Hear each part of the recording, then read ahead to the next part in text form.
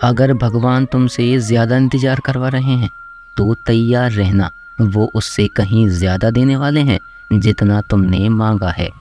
जिस तरह लोग मुर्दे इंसान को कंधा देना पुण्य समझते हैं, काश इस तरह जिंदा इंसान को सहारा देना पुण्य समझने लगें तो ज़िंदगी आसान हो जाएगी। मत सोच इतना ज़िंदगी के बारे में, जिसने ज़िंदगी दी है उसने भी तो कुछ सोचा होगा। बेवजह ही नहीं होती लोगों से मुलाकात, किसी से सबक मिलता है तो किसी से ज्ञान। श्री कृष्ण कहते हैं, किसी को दुख देकर मुझसे अपने सुख की इच्छा मत करना। अगर तुम किसी को एक पल का भी सुख देते हो तो अपने दुख की चिंता कभी मत करना। जब दर्द और कड़वी बोली दोनों सहन होने लगे तो समझ लेना जीना आ गया है।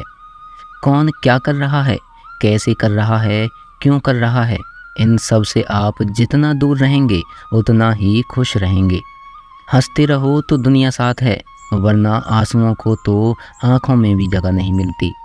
जीवन में जो होता है वह किसी वजह से होता है, या तो वह आपको कुछ बना कर जाता है या फिर कुछ सिखा कर।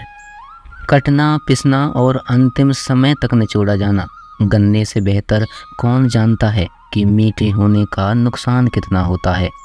जब कोई दिल दुखाए तो सबसे बेहतर है कि आप चुप हो जाएं, क्योंकि जिन्हें हम जवाब नहीं देते उन्हें फिर वक्त जवाब देता है। अंधे बहरे गूंगे बनकर अपने लक्ष्य पर ध्यान देते रहो। यहाँ इतने खाली लोग हैं कि ना खुद कुछ करेंगे और ना करने वालों को कुछ करने देंगे। लोग जरा सी बात पर आपको छोड़ देते हैं और भगवान जरा सी प्रार्थना से आपका हाथ थाम लेते हैं। कर्मों से डरिए, ईश्वर से नहीं। ईश्वर तो माफ़ कर देते हैं मगर कर्म नहीं। यह अटल सत्य है कि जैसे बछड़ा 100 गायों में अपनी माँ को ढूंढ लेता है, उसी प्रकार कर्म अपने कर्ता को आज नहीं तो कल ढूंढ ही लेता है। नीयत साफ और मकसद सही हो तो यकीनन किसी न किसी रूप में ईश्वर भी आपकी मदद करते हैं। ज़िंदगी में जितना शांत रहोगे अपने आप को उतना ही मजबूत पाओगे, क्योंकि लोहा ठंडा होने पर मजबूत होता है। गरीब रहोगे कोई ध्यान नहीं देता, मेहनत करोगे तो सब हंसेंगे, लेकिन जब कामयाब हो जाओगे तो सब जलेंगे। ज़िंदगी वो हिसाब है जिसे पीछे जाकर सही नहीं किया जा सकता, इसलिए आज में सुधार करें और पुरानी बातों को अनुभव की तरह इस्तेमाल करें। जिस ज़िंदगी में उत्साह, लक्ष्य और अनुशासन न हो उसे ज़िंदगी जीना नहीं, ज़िंदगी काटना कहते हैं। कभी कभी आप बिना कुछ गलत किए भी बुरे बन जाते हैं, क्योंकि जैसा लोग चाहते थे आप वैसा नहीं करते।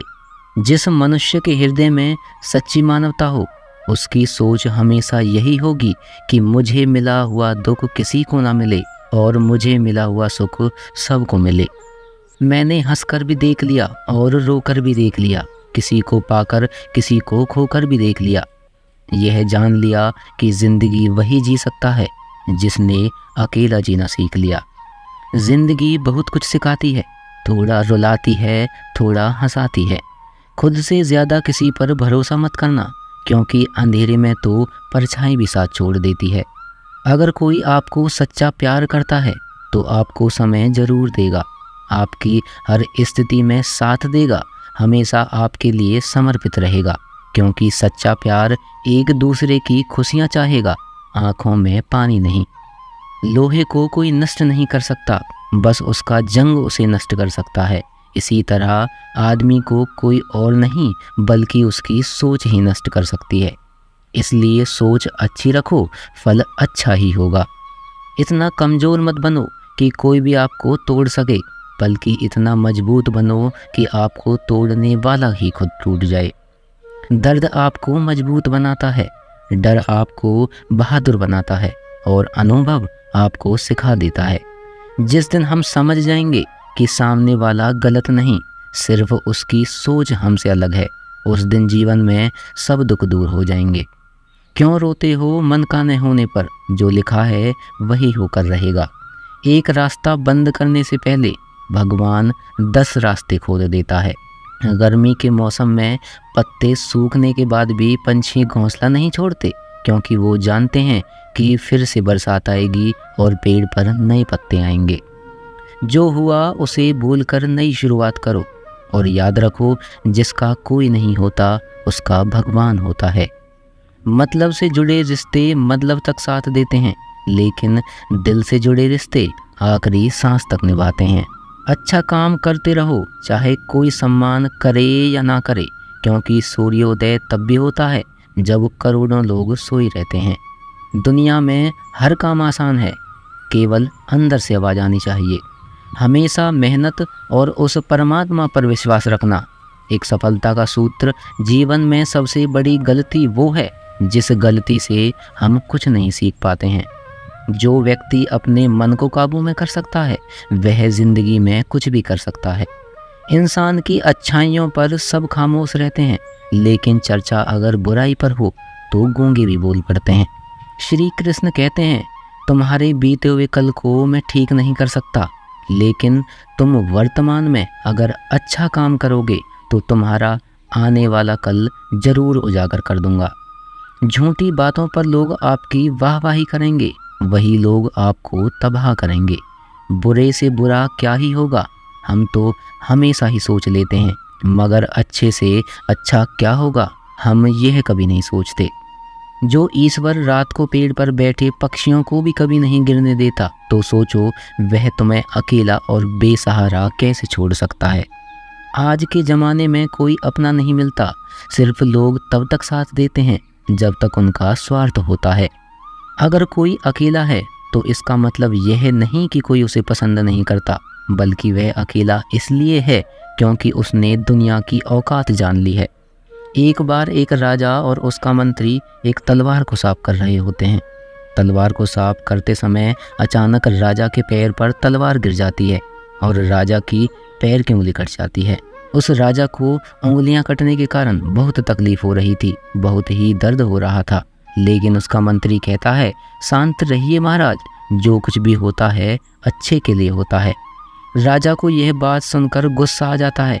वह मंत्री से कहता है कि मेरी उंगली कट गई और तुम कह रहे हो जो होता है वो अच्छे के लिए होता है। वह मंत्री राजा को समझाने की कोशिश करता है, पर वो नहीं मानता और बिना सुने गुस्से के कारण मंत्री को काल कोठरी में बंद करने का आदेश दे देता है। पर मंत्री को इस बात का कोई दुख नहीं था, क्योंकि उसका तो अभी भी यही कहना था कि जो होता है अच्छे के लिए होता है। वह अपनी खुशी से ही अपने आप को सैनिकों के हवाले कर देता है। राजा इस बात को सुनकर चौंक जाता है और सोचता है कि मेरा मंत्री कितना मूर्ख था। उसे लग रहा था कि मैंने उसे अच्छाई के लिए कैद कर दिया। इस घटना के 3 महीने बीत जाते हैं। एक दिन राजा अपने सैनिकों को लेकर शिकार के लिए जंगल में जाता है। राजा को एक हिरन दिखता है। हिरन का पीछा करते करते राजा घने जंगलों में चला जाता है। वह हिरन को पकड़ नहीं पाता और जंगलों में खो जाता है। वह बाहर आने के लिए रास्ता खोजता है, लेकिन उसे रास्ता नहीं मिलता। तभी कुछ आदिवासी लोग उसे घेर लेते हैं। उन लोगों को पता नहीं था कि वह राजा है। वो लोग अपने देवता को बलि चढ़ाने के लिए एक इंसान को ढूंढ रहे थे। आदिवासी लोग राजा को पकड़कर अपने इलाके में ले जाते हैं।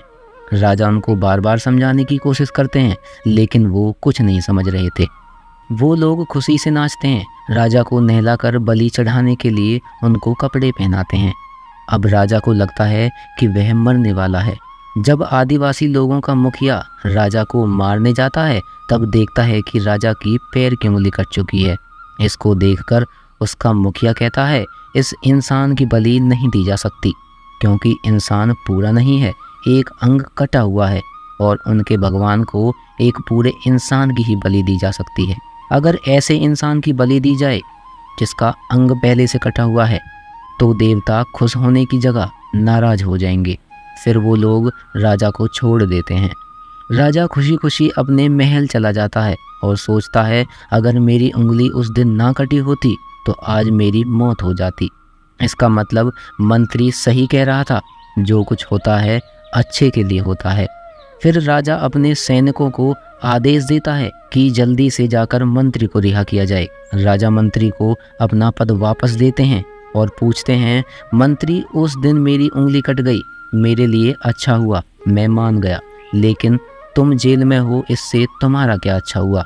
मंत्री खुशी खुशी राजा से कहता है, महाराज आप शिकार के लिए जाते तो आपके साथ मुझे भी जाना पड़ता, और अगर मैं आपके साथ जाता तो वो लोग मुझे मार देते। मंत्री की बात सुनकर राजा को समझ आ जाता है कि जो भी हमारे जीवन में होता है अच्छे के लिए होता है। अगर हम अपने जीवन में देखें तो हमारे जीवन में भी कुछ मुश्किलें आती हैं, हम उनका सामना नहीं करते, हम उनको ही दोष देते हैं। ये मुश्किलें हमें आगे बढ़ाने और मजबूत कराने के लिए ही आती हैं। हमें हर मुश्किलों को सकारात्मक तरीके से देखना चाहिए, क्योंकि हर चीज़ कुछ ना कुछ सिखा कर ही जाती है। हर व्यक्ति के जीवन में सुख और दुख का आना जाना बना रहता है। दोस्तों, आशा करते हैं कि ये वीडियो आपको पसंद आई होगी। मिलते हैं जल्द ही एक और ज्ञानवर्धक वीडियो के साथ। धन्यवाद।